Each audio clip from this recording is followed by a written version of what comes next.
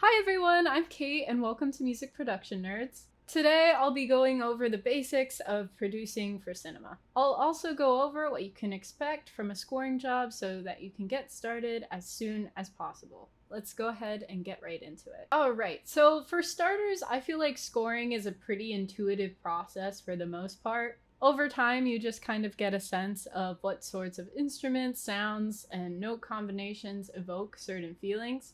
But there are a couple of general pointers to keep in mind that I'll go over later in the video. But in general, I feel like some of the best practice is just to spend some time watching movies and watching scenes where you feel like the score did a really good job of emphasizing the story. Another easy thing you can do is just look up scenes without music on YouTube, and there's just a bunch here that you can practice compose to, ask your friends for feedback.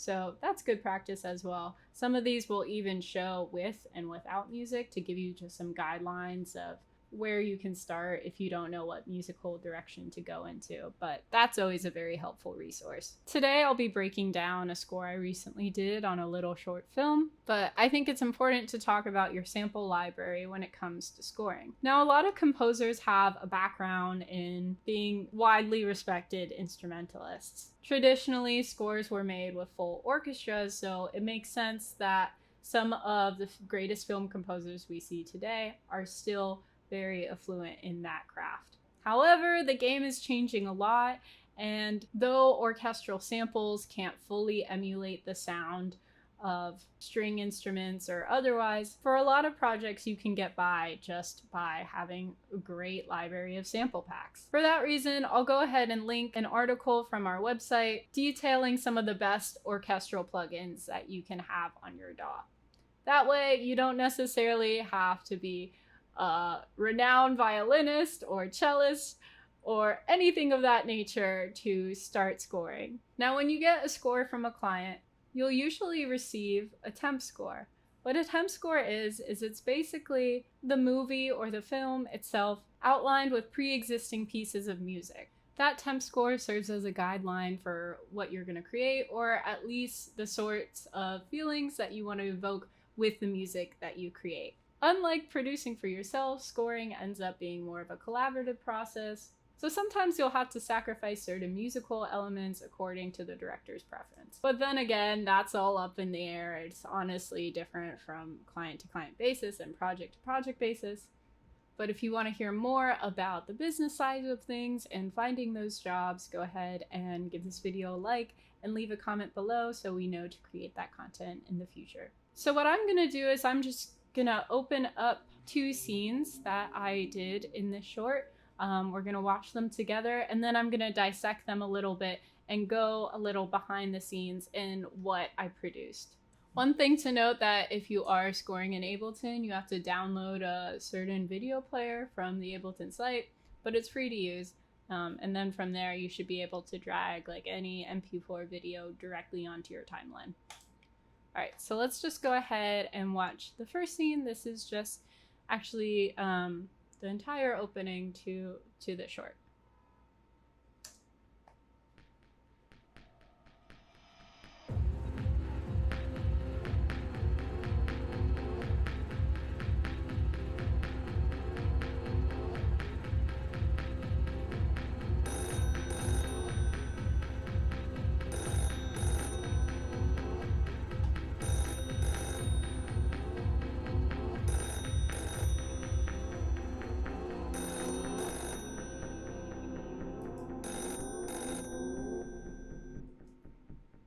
All right, so I'm just gonna make this a bit smaller so I can talk and analyze at the same time.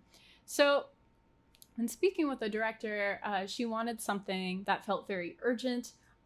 This short film is kind of spooky, so she also wanted some dark, different sounds. And since the title card of this short comes up so abruptly, I wanted to create some anticipation using the percussion. So as you can see, I have a space where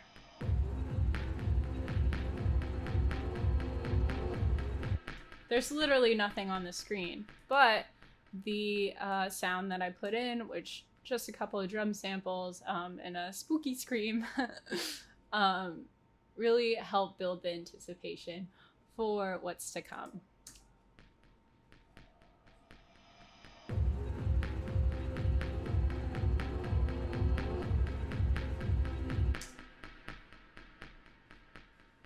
Another thing that I want to point out that's important in the scene is you want to consider incorporating the sounds that are already in the film. So I believe in this scene we have like a telephone noise.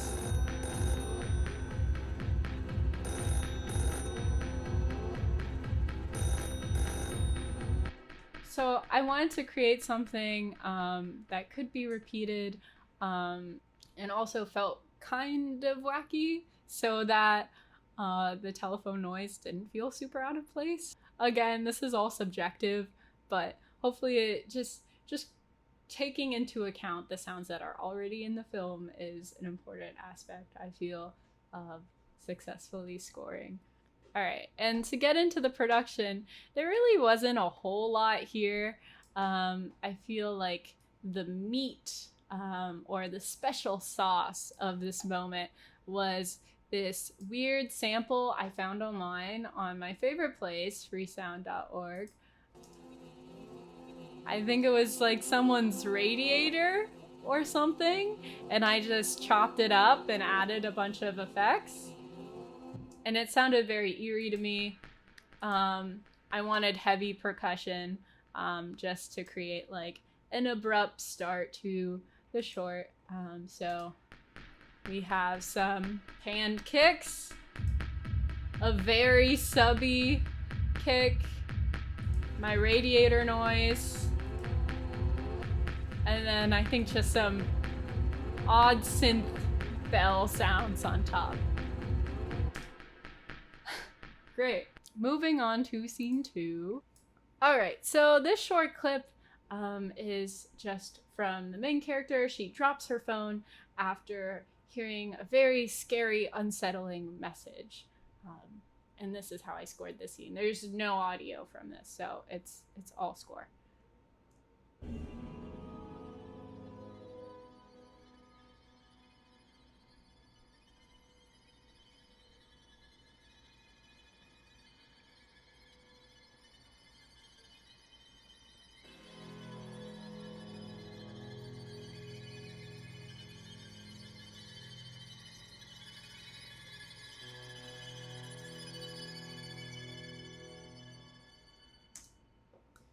So a couple of things I like about this moment is it's supposed to feel somewhat unsettling, and you can always count on tremolo strings to give you that feeling.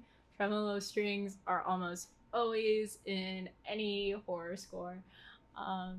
But I also really liked contrasting this beautiful violin type sound. I'll play it on its own. With the very high-pitched violins.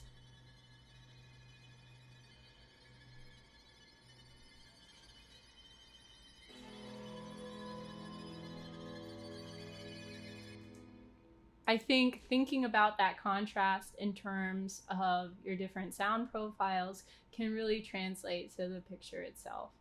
Another thing that's very important is changing chords or changing the beat whenever something changes in the film. So in this case, you'll see I wait for the door to open or begin opening before I change chords. So let me show that.